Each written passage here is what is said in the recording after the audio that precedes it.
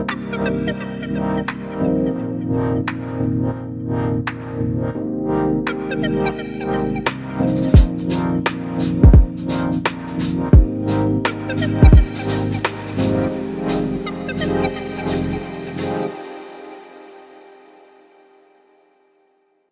and welcome to the session. In this session, we'll be discussing about a very important algorithm called quicksort, which is used for sorting arrays, in fact, large arrays.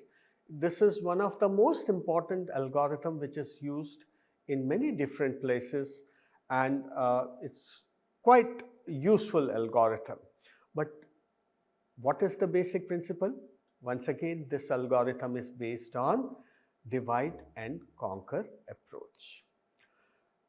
The basic objective of this algorithm is to identify the correct place or index of an element.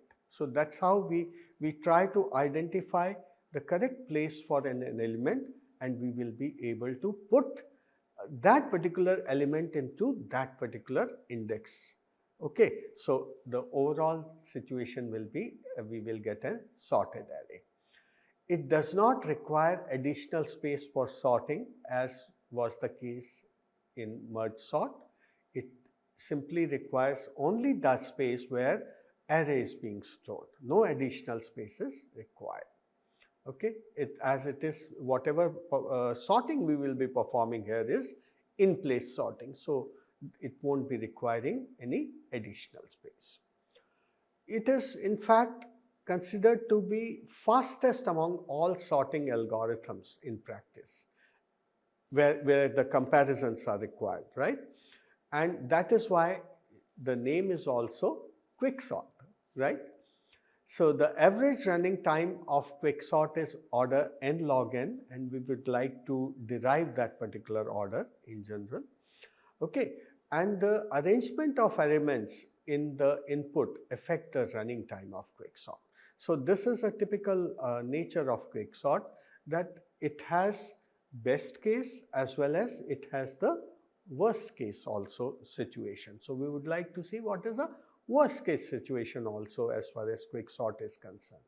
But the arrangement of elements, so whether they are sorted, whether they are unsorted, whether they are just randomly placed, right? So that affects the runtime or the running time of this particular algorithm, all right? And a worst scenario which is normally considered in quicksort is when all the elements are already sorted. So in that particular case, the way the quicksort is implemented, it basically takes a very high order. In fact, it goes to an order of order n square, although all the numbers have been sorted. Even in that particular situation, even our bubble sort is such a good algorithm because it doesn't require any more sorting, all right? So, but quicksort in that particular case is not best. However, what we said was very, very important. The average case behavior of quicksort is the best, all right? So let us discuss about the basic approach which is followed in quicksort. So the basically quicksort assumes a pivot element, a pivot value, all right? So a value will be assigned as a pivot value, and what we will be doing or what steps will be taken up in quicksort. Once again, as we said, it is divide and conquer approach. So it has to start with divide, all right? So an element of the given array, right, A P to R, right, all right, is P to R. So this is my array A P to R is considered as pivot element. Any element, which element we will, in algorithm we will be deciding, okay, whose correct index Q in the array is determined by rearranging the array elements. So we will be rearranging elements, and the positioning of that particular element, single element, we will be determining, which basically happens to be the pivot element, all right? Next, the given array is partitioned into two subarrays, all right. So suppose I have an array, so I say that this is the pth element, all right, which was the pivot, all right. So this pivot's position is being determined. How it is determined, let's talk about a bit later. But then the property is there are two partitions now. One is obviously P is over here, but anything less than P is onto this particular side, left hand side. Anything more than P is onto right hand side of the, right. So the given array is partitioned into two subarrays. One is A P minus Q, so this is P, this is Q minus 1, this was the qth position, all right. So this is Q plus 1 to,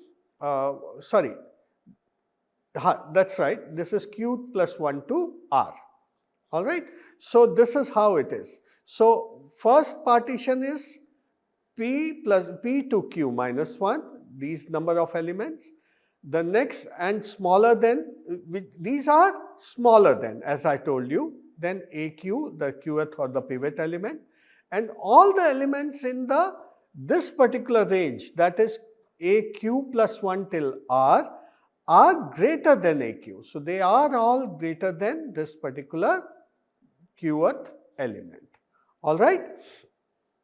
Generally, the procedure that is used to perform this step is termed as partition. So partition is going to be the procedure which we will be definitely looking in greater details, so that we can make out how exactly the partitioning is taking place.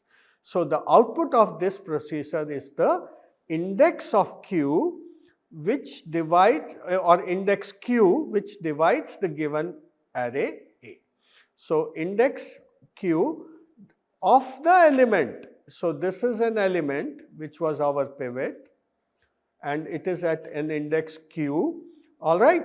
So whatever is this particular element is going to divide the whole stuff, all right.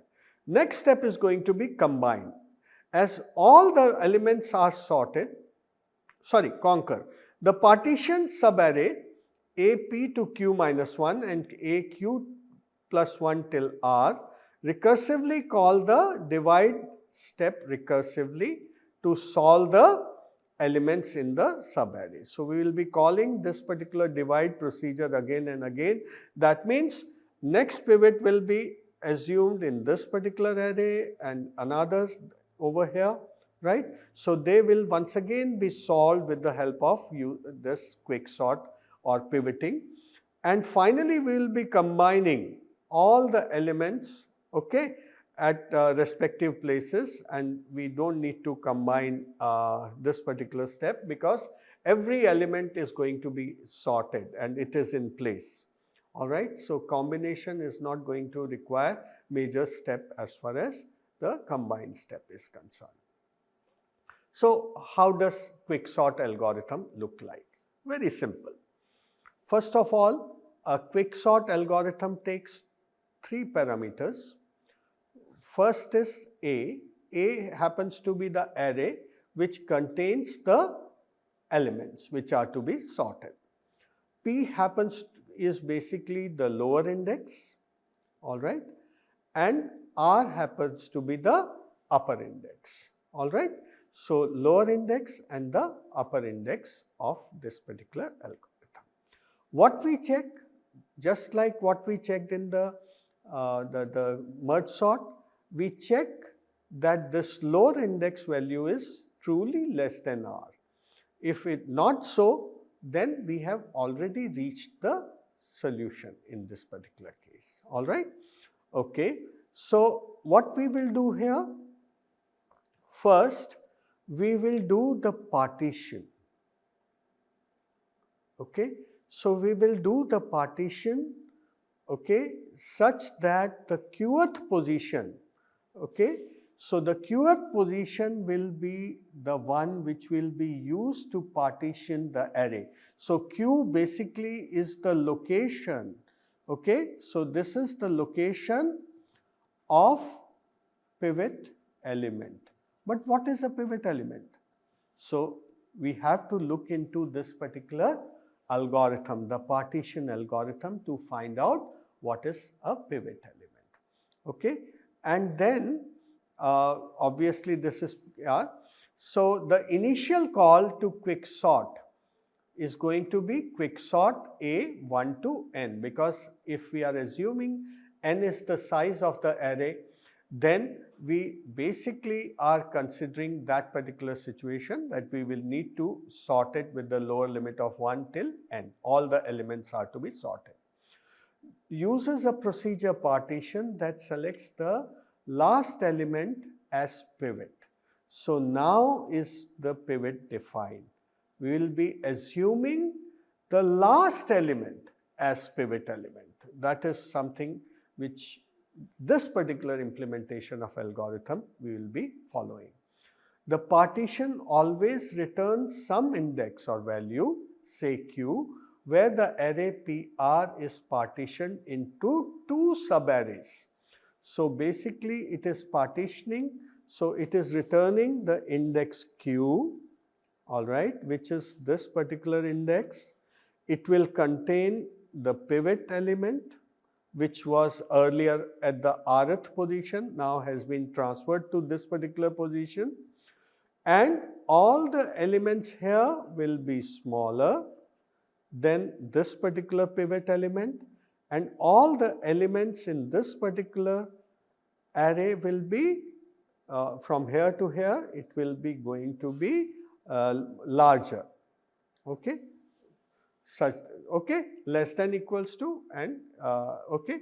So partitioned into two subarrays, AP to Q minus 1 and AQ plus 1 till R, such that A to PQ minus 1 has values less than AQ, and AQ is less than equals to AQ plus 1 till R.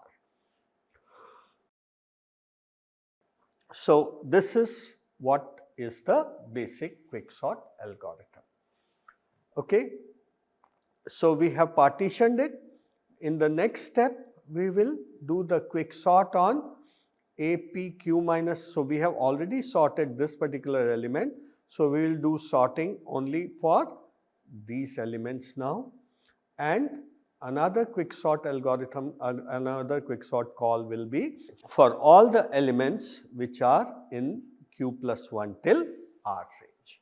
So that's how the quicksort algorithm is going to work. Let us look into the most important portion of the algorithm, that is partitioning. Well, partitioning, once as we have used, it requires the array, the lower index as well as the upper index. Now, as we stated that we assume the pivot element to be the largest element. So suppose this is my array. So what I am going to use? I am going to use the rth. So this is index P and this is index R, right? So I am going to use the element at rth index, whatever may be the element, and it may not be sorted element, right, as the pivot element. So this becomes the pivot element. So X is that particular element, all right.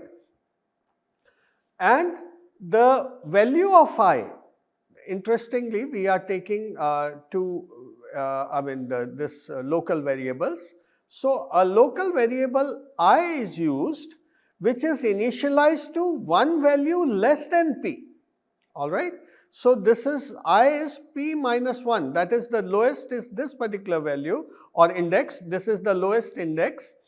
We are taking a value less than that. That is how the algorithm, this particular algorithm works. And the value of j, now we put another pointer j, right. So j will be varying from this particular element till r minus 1. That means only up to this element, okay, last but one element. All right. So what we will be doing in the entire process, j will be moving from here till here, and objective of use of j is that with each element we will be comparing it with the pivot, okay, and if it is smaller or larger, accordingly we will be dividing them into groups. Okay? And how this we are going to do? This is over here in the next step. So, if Aj is less than equals to pivot element, okay, so this particular element is less than, all right. What is the objective? If you remember, we wanted the correct position for this particular element, rth element. We will be transferring it here ultimately. This is less than and this is more than, all right. So, what we are checking that jth, the first element, if it is less than equals to AR, if it is less than that, then we would like to bring it into the left subarray. Okay, that is how. So, in that, if it is true, right, we increment I. Okay, so now this is the first time incrementation. So, I will become equals to P in this first incrementation. Okay, I becomes incremented if that is true. So, this is a smaller element. Okay, so we will say now I becomes this particular. So, exchange AI with Aj. So, whatever is the value at jth point in fact it is the first element. So, it will be remain over here, but it can be interchanged if need so be. All right. So, like that. So, we will do an example, but the objective is what? Please check that every element which is smaller than this is going to be brought to I. I is going to be used to bring that particular element in this particular subset. All right. And J ultimately I plus 1. Okay.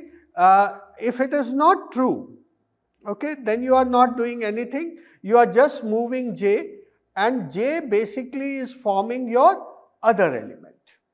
All right. So, this basically J is basically making your other set. How? Example will explain this particular thing.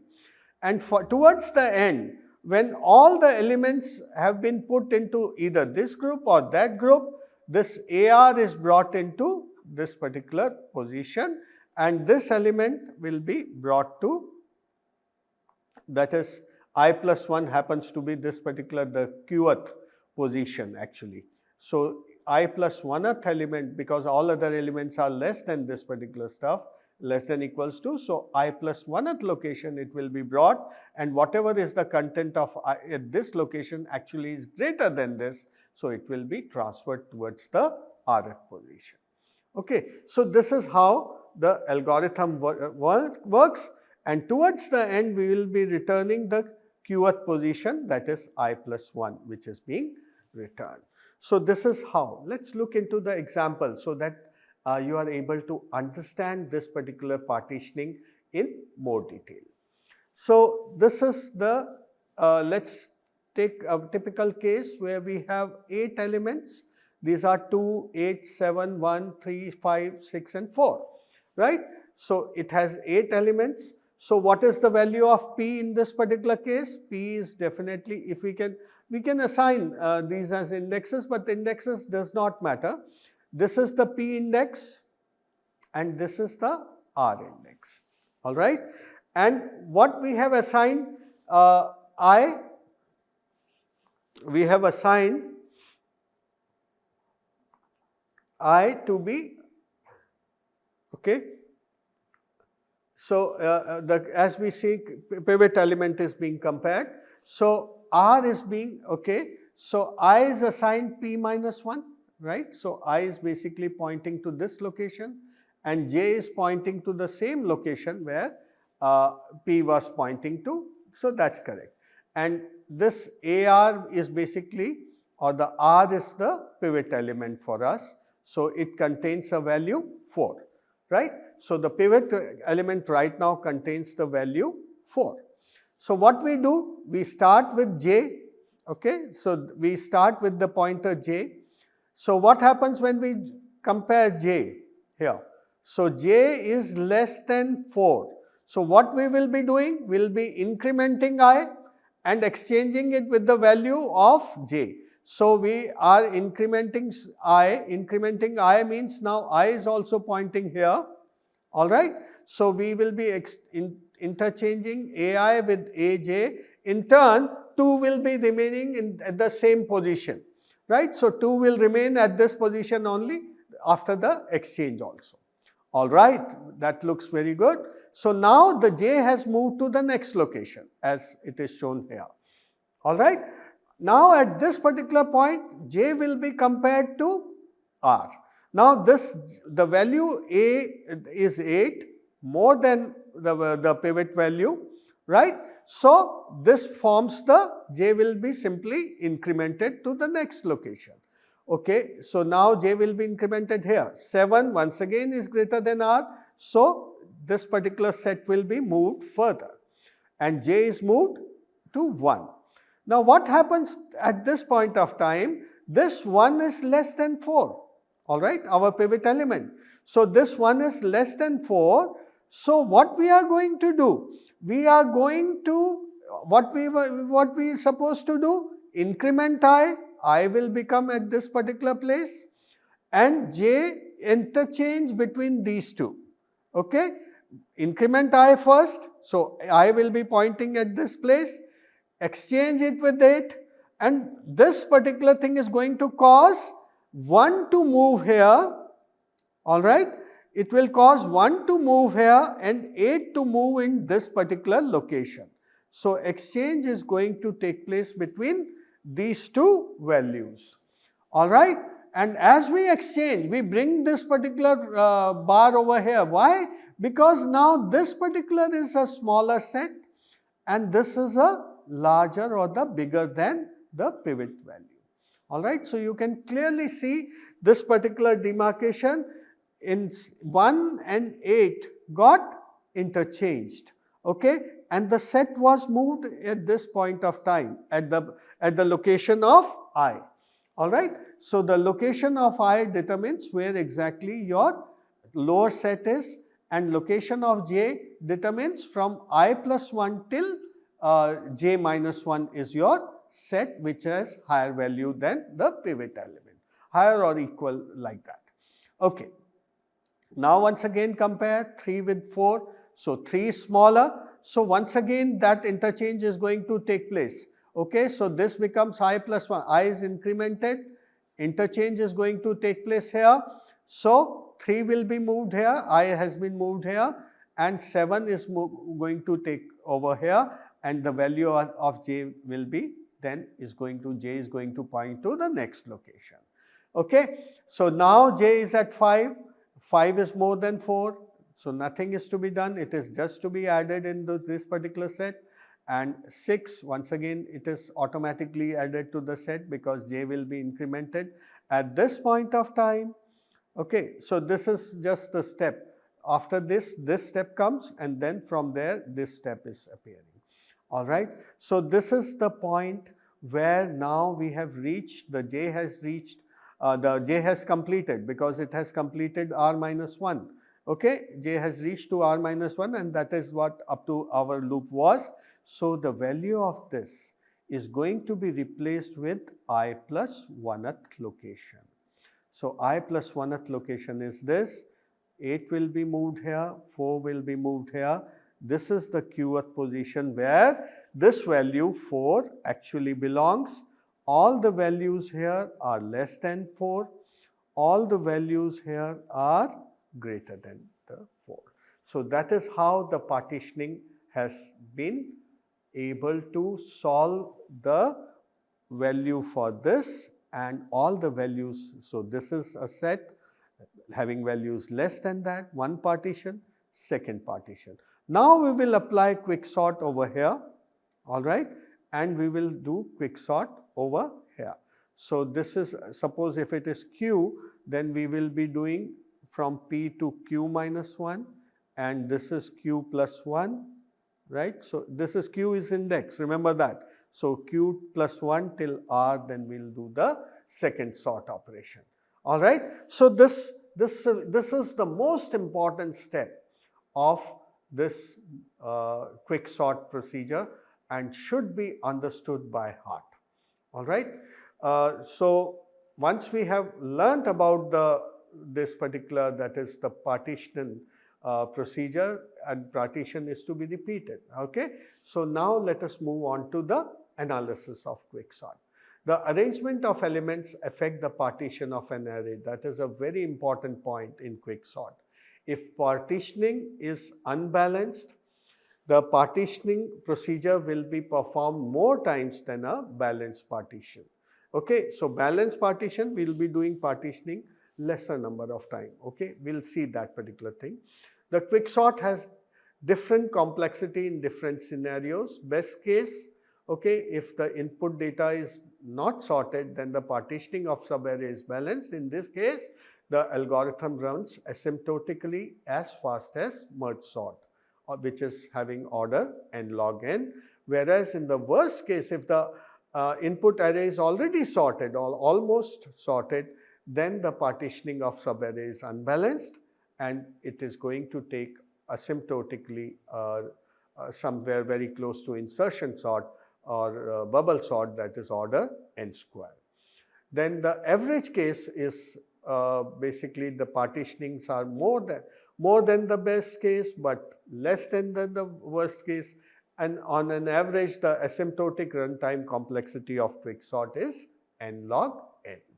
Now this is the best case because it is producing perfect partitions. Alright, so you can see that the first iteration brings on us 2 partition, then of n by 2 size, then they bring partition of n by 4 and so on and so forth.